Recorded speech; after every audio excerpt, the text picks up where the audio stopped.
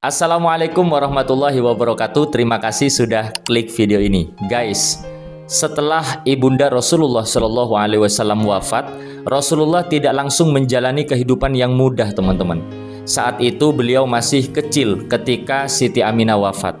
Kemudian Rasulullah diasuh oleh kakeknya sendiri, yaitu Abdul Muthalib. Namun kebersamaan itu tidak berlangsung lama. Abdul Muthalib meninggal dunia, kemudian Rasulullah diasuh oleh pamannya, yaitu Abu Thalib. Dan dari sinilah kita bisa melihat masa-masa remaja beliau dengan lebih jelas. Nah, Rasulullah Shallallahu Alaihi Wasallam tumbuh di tengah-tengah masyarakat Quraisy, sebuah masyarakat yang hidup dari perdagangan. Mereka berdagang ke berbagai tempat, mereka mengenal tempat-tempat yang jauh, mereka juga tahu keuntungan dan juga kerugian. Mereka juga tahu orang yang bisa dipercaya atau yang tidak bisa dipercaya dalam hal perdagangan. Dan di tengah masyarakat seperti itu, Nabi Muhammad SAW dikenal bukan dari kekayaan, bukan dari kedudukan, bukan dari banyaknya pengikut, tapi dari akhlaknya. Beliau tidak pernah menipu, beliau tidak pernah berdusta, beliau juga tidak pernah mengambil hak orang lain. Dan menariknya, reputasi ini sudah jauh terbentuk sebelum masa kenabian. Jadi nanti ketika Nabi Muhammad berdiri di hadapan orang-orang Quraisy dan mengatakan bahwa beliau adalah utusan Allah, mereka sebenarnya sudah tahu siapa Nabi Muhammad. Mereka tahu kehidupannya, mereka tahu ucapannya, mereka juga tahu amanahnya. Dan salah satu gelar beliau yang sangat terkenal adalah Al-Amin, yaitu orang yang dapat dipercaya. Gelar ini bukanlah gelar yang beliau berikan kepada dirinya sendiri, tidak guys. Merekalah yang mengenal beliau dengan sifat tersebut. Dan ada satu hal lagi yang menurutku menarik. Kita sering mengira bahwa dakwah Rasulullah itu dimulai ketika Rasulullah mendapatkan wahyu pertama di Gua Hiro. Padahal kalau kita lihat lagi perjalanan beliau, justru persiapannya sudah terlihat jauh sebelum itu. Sebelum Rasulullah mengajak orang-orang untuk mengucapkan La ilaha illallah, mereka sudah mengenal bahwa Nabi Muhammad tidak pernah berdusta.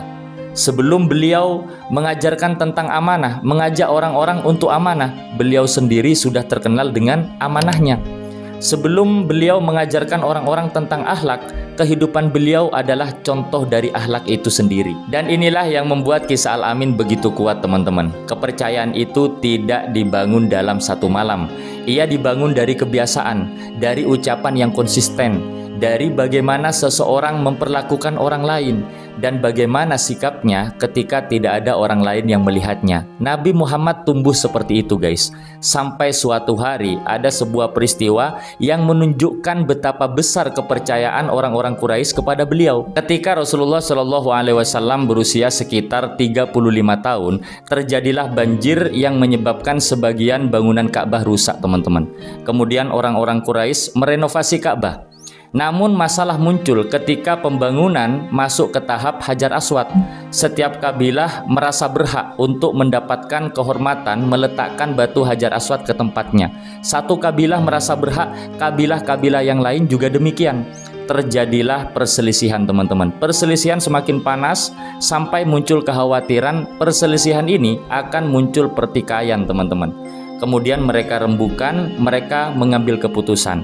Orang yang pertama kali masuk ke area Masjidil Haram, orang tersebut yang akan menentukan keputusannya.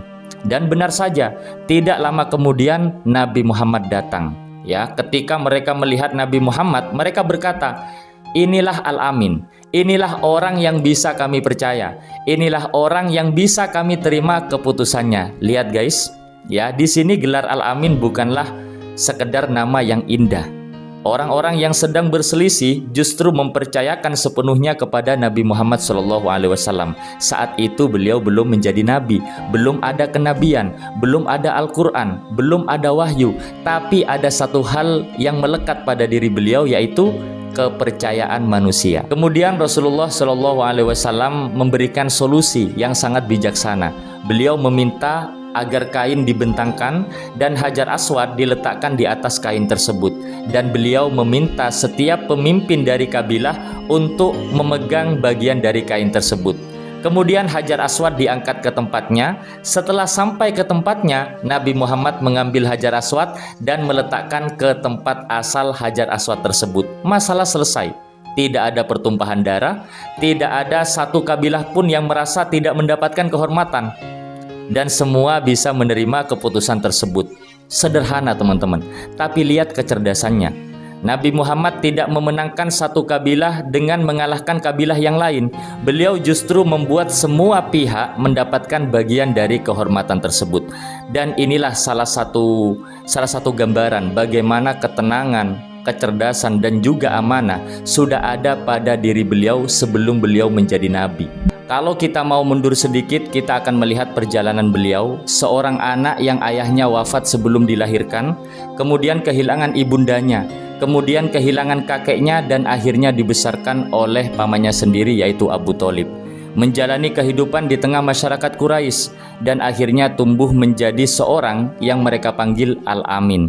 Dari sini ada sesuatu yang penting guys. Nabi Muhammad tidak tumbuh dengan kehidupan yang serba mudah. Beliau merasakan kehilangan, beliau merasakan hidup sebagai seorang yatim, beliau belajar bertanggung jawab, beliau berdagang, beliau bekerja, beliau berinteraksi dengan semua orang, dan dari sinilah akhlaknya mulai dikenal teman-teman. Jadi ketika kita mendengar julukan Al-Amin, kita jangan menganggap itu adalah julukan saja, tapi lihatlah proses panjang di belakangnya. Ada bertahun-tahun kehidupan yang membentuk kepercayaan itu. Ada kejujuran yang terus dijaga.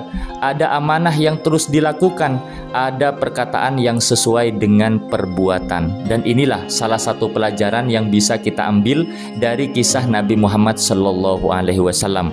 Nama baik tidak dibangun saat kita membutuhkannya, tapi nama baik dibangun jauh sebelum kita membutuhkannya teman-teman. Nabi Muhammad tidak menjadi Al-Amin karena beliau ingin berdakwah, tidak, tapi beliau sudah dikenal sebagai Al-Amin jauh sebelum itu. Maka ketika nanti datang masa kenabian, ketika beliau mulai menyampaikan wahyu, orang-orang sebenarnya tidak berhadapan dengan orang baru teman-teman. Mereka sudah tahu siapa Nabi Muhammad. Orang-orang sudah tahu bagaimana kehidupan Nabi Muhammad. Orang sudah tahu bagaimana akhlak Nabi Muhammad teman-teman. Dan justru dari situlah salah satu ironi terbesar dalam perjalanan dakwah Nabi Muhammad SAW guys. Orang yang awalnya sangat mereka percayai, kemudian kelak menganggap Nabi Muhammad seorang pendusta ketika membawa risalah Allah Subhanahu wa Ta'ala. Padahal kehidupan beliau sebelum masa kenabian adalah saksi bahwa Nabi Muhammad tidak pernah berdusta. Oleh karena itu teman-teman yang saat ini sedang mempelajari kisah-kisah Nabi Muhammad, jangan hanya lihat kisahnya saat menjadi Rasul, tapi lihat juga kisah Nabi Muhammad saat beliau belum menjadi Rasul, ya. Bagaimana cara beliau hidup, bagaimana beliau berbicara, bagaimana beliau memperlakukan orang lain, bagaimana beliau menjaga amanah. Karena ternyata sebelum beliau mengajarkan orang-orang tentang Islam, kehidupan beliau sendiri sudah menunjukkan keindahan akhlak.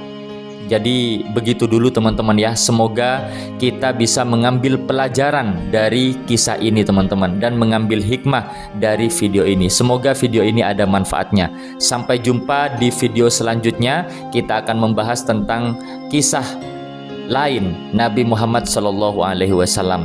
Terus ikuti channel ini teman-teman, bantu support dengan like, subscribe dan juga komen ya. Mohon maaf kalau semisal ada kesalahan dalam penyampaian di video ini.